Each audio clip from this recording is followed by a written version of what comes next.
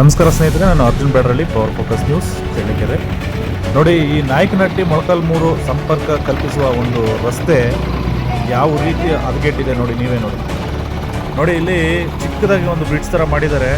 ಒಂದು ಹಳ್ಳಿಗೆ ಸಂಪರ್ಕ ಕಲ್ಪಿಸುವಂತಹ ರೋಡ್ ಇದು. ಈ ರೋಡಿಗೆ ತಡೆಗೋಡೆ ಕಟ್ಟಬೇಕು ಅನ್ನೋದೊಂದು ಪರಿಜ್ಞಾನ ಇಲ್ಲ BRAD ಅವ್ರಿಗೆ.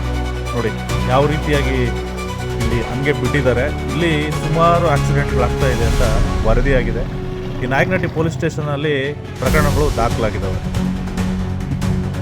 ಚಿತ್ರದುರ್ಗ ಜಿಲ್ಲೆ ಚಳ್ಳಕೆರೆ ತಾಲೂಕು ನಾಯಕನಹಟ್ಟಿ ಹೋಬಳಿಯ ಮೊಳಕಾಲ್ಮೂರು ವಿಧಾನಸಭಾ ಕ್ಷೇತ್ರದ ಈ ಒಂದು ದೇವರಟ್ಟಿಗೆ ಹೋಗುವಂಥ ರಸ್ತೆಯಲ್ಲಿ ಅನೇಕ ಅಪಘಾತಗಳಾಗಿ ಇಲ್ಲಿ ಬಹಳ ಸಾವುಗಳಿಂದ ಬಳಲ್ತಾ ಇದ್ದಾರೆ. ಇಲ್ಲಿ ಮೊನ್ನೆಯಿಂದ ಒಂದು ಬೈಕ್ ಇದ್ದು ಅವರು ಗಾಯಾಳವಾಗಿ ಆಸ್ಪತ್ರೆಯಲ್ಲಿ ಚಿಕಿತ್ಸೆ ಪಟ್ಟಿದ್ದಾರೆ. ಆದ ಕಾರಣ ಇದನ್ನು ಅನೇಕ ಬಾರಿ ಮಾನ್ಯ ಶಾಸಕರಾದಂಥ MA ಗೋಪಾಲಕೃಷ್ಣ ಸಾಹೇಬರಿಗೆ ಮನವರಿಕೆ ಮಾಡಿಕೊಟ್ಟಾಗ ಅವರು ಯಾವುದೇ ಕಾರಣಕ್ಕೂ ಗಮನ ಹರಿಸ್ತಾ ಇಲ್ಲ.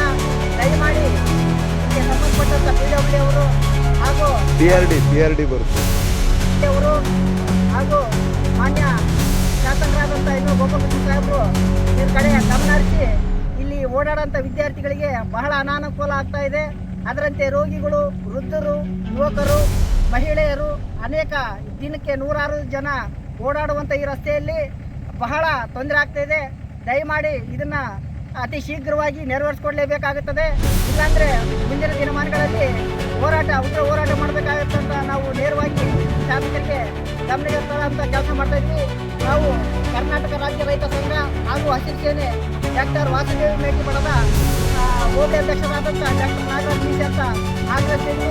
ಎಲ್ಲ ನಮ್ಮ ಸಂಘಟನೆಯವರು ಇದು ಸಂಪೂರ್ಣವಾಗಿ ಸೇರ್ಪಡೆ ಆಗುವವರೆಗೂ ನಾವು ಇದನ್ನು ಪ್ರತಿಭಟನೆ ನಿಲ್ಲಿಸಲ್ಲ ಅಂತಂದು ನಾವು ಶಾಸಕರಿಗೆ ನೇರವಾಗಿ ಎಚ್ಚರಿಕೆ ಕೊಡುವ ಮೂಲಕ ಇದನ್ನು ನಾವು ಆಗಲೇಬೇಕು, ಅತಿ ಶೀಘ್ರವಾಗಿ ಆಗಲೇಬೇಕಂತ ನಾವು ಹೇಳ್ತೀವಿ.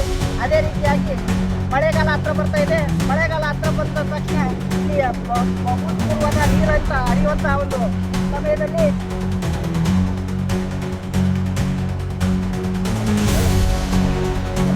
ದಯಮಾಡಿ ಎಲ್ಲ ಶಾಸಕರು ಎಲ್ಲರೂ ಗೋಪಾಲಕೃಷ್ಣ ಸಾಹೇಬರು ಹಾಗೂ ಸಂಬಂಧಪಟ್ಟಂಥ ಇಲಾಖೆಯವರು ಇದನ್ನು ಶೀಘ್ರವಾಗಿ ಮಾಡಲೇಬೇಕಂತ ನಾವು ಶೀಘ್ರವಾಗಿ ಹೇಳ್ಕೊಳ್ತಾ ಇದ್ವಿ.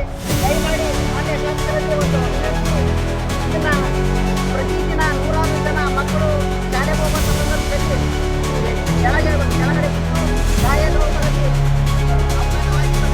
ದಯಮಾಡಿ ಗಮನ ಹರಿಸಲೇಬೇಕಾಗಿ ನಾವು ಶಾಸಕರಿಗೆ ಹೇಳ್ತಾ ಇದ್ವಿ.